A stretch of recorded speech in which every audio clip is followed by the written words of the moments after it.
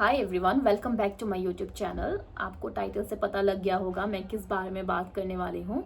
तो बेसिकली मैं अपना जो रीसेंट डेटिंग एक्सपीरियंस है मैं वो आपके साथ शेयर करूँगी। और मैं शेयर इसके लिए करूँगी कि अगर आप लोग भी डेटिंग ऐप यूज़ करते हो तो आप लोग भी थोड़ा केयरफुल हो जाए, बिकॉज यहाँ पे ऐसे ऐसे लोग भी हैं जो ऑलरेडी रिलेशनशिप में हैं बट उनको थोड़ा टाइम पास के लिए बस एक दो दिन के लिए लड़की चाहिए, इसके लिए वो लोग डेटिंग ऐप में रहते हैं। और मेरे साथ ये रीसेंट केस हो चुका है, तो इसके लिए मैं आपको मैं आपके साथ ये शेयर करूँगी। तो क्या हुआ था कि मैं डेटिंग ऐप से एक लड़के से मिलने के लिए गई थी, और मैं उसका नाम मेंशन अभी नहीं करूँगी। ये आई थिंक हम लोग बस एक कॉफ़ी डेट पे ही गए थे, जो कि आपका हो चुका था, 1 महीना हो चुका था। मुझे खुद याद नहीं है कौन से तारीख पे मैं गई थी।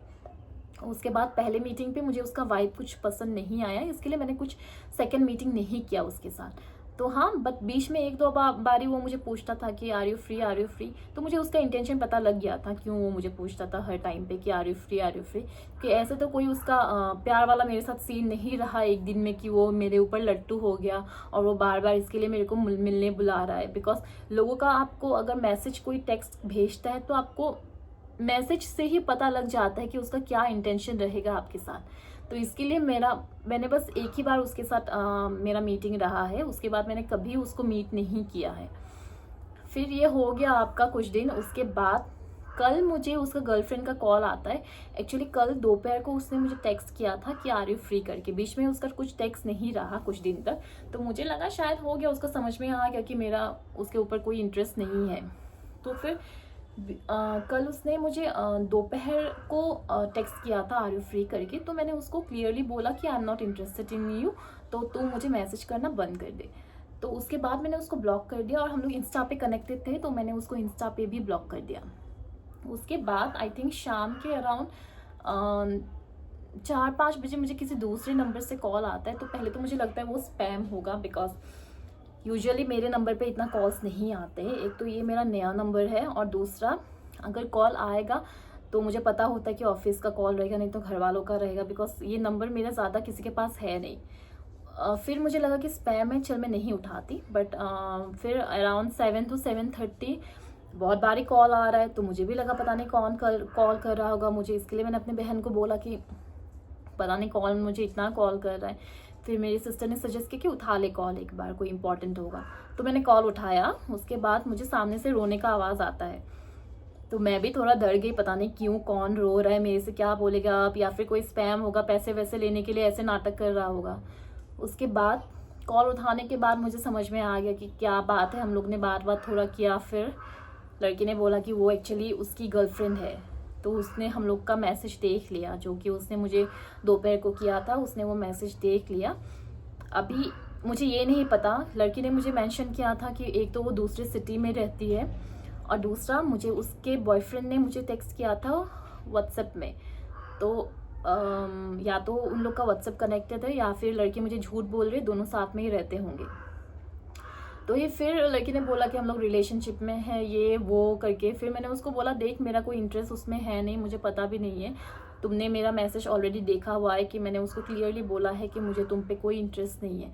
तो लड़की ने वही बोला कि मैंने आपका टेक्स्ट देखा है, बट मुझे यही जानना था कि मेरा बॉयफ्रेंड आपके साथ कितने दिन से पहले टच में है, या फिर कब से आप लोग बात कर रहे हो, कहाँ पे मिले थे, ये वो कुछ हुआ क्या, ये वो। फिर मैंने उसको बोला हम लोग डेटिंग ऐप के थ्रू मिले थे, बट लड़का ने उसको मेंशन किया था कि हम लोग किसी पब में मिले थे। तो पता नहीं अभी कौन सा पब उसको याद है, क्योंकि मुझे जितना पता है हम लोग डेटिंग ऐप के थ्रू ही मिले थे।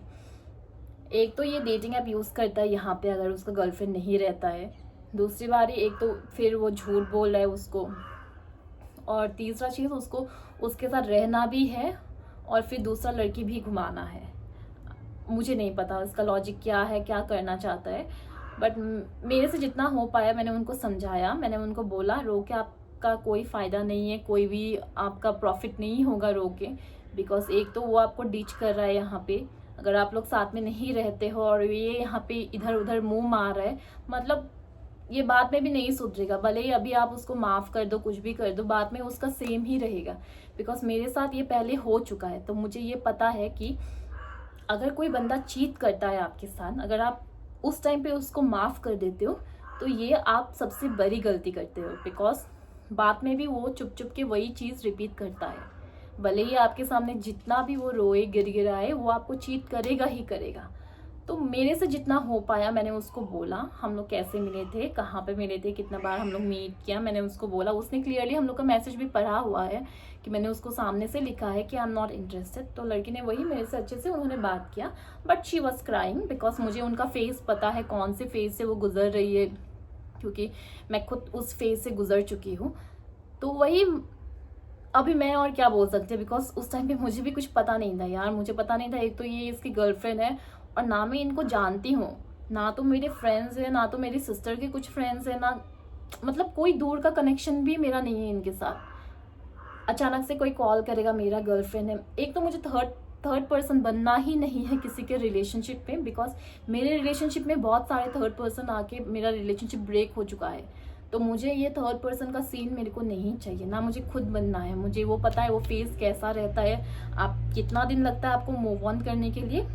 तो इससे अच्छा आप मतलब मेरा I don't know what to say, मुझे पता नहीं है मैं क्या ही बोलूँ। और उसको फिर वही मैंने उसको बोला, अगर आपको ज़्यादा लो वो फील होता है तो मेरे को कॉल कर लिया करो, बिकॉज उसने मेंशन किया था कि उसका कोई दोस्त भी नहीं है जिसके साथ वो शेयर कर पाए ये चीज़ें, या फिर किसी को बोल पाए। फैमिली भी दूर रहती है, देखिए फैमिली तो सबका दूर रहती है, बट वो सिचुएशन आपके ऊपर डिपेंड करता है कि आप उसको कैसे हैंडल करते हो।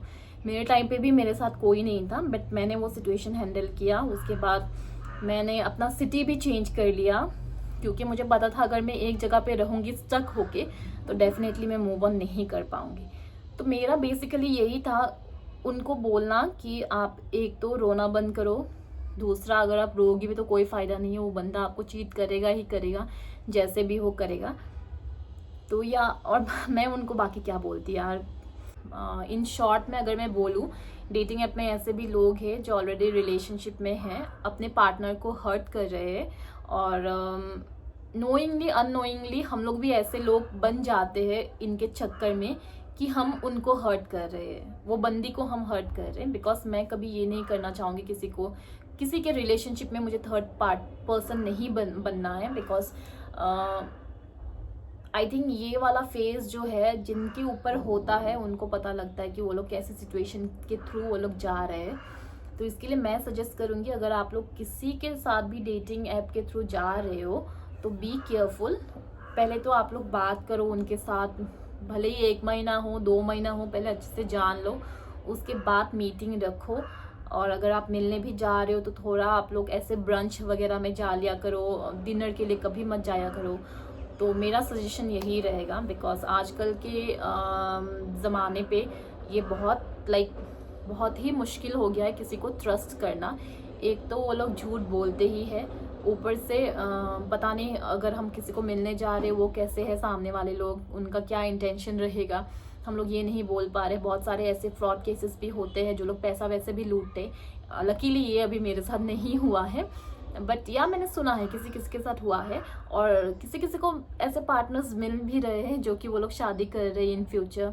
तो बहुत अच्छी बात है अगर किसी को अच्छे पार्टनर्स मिल रहे हैं, बट मेरे को अभी तक कोई नहीं मिला। मेरा ये एक्सपीरियंस बहुत ही ख़राब रहा है, बिकॉज अगर कोई अचानक से आपको कॉल करके बोलेगा मैं इसकी गर्लफ्रेंड हूँ, जो कि आप जानते ही नहीं हो वो कौन है, कहाँ से है, क्या करती है, ना आपका दूर से दूर तक कोई कनेक्शन है उनके साथ, और बाद में आपको पता चलता है कि ये इसकी गर्लफ्रेंड है जो कि आप एक ही डेट पे गए थे उनके साथ।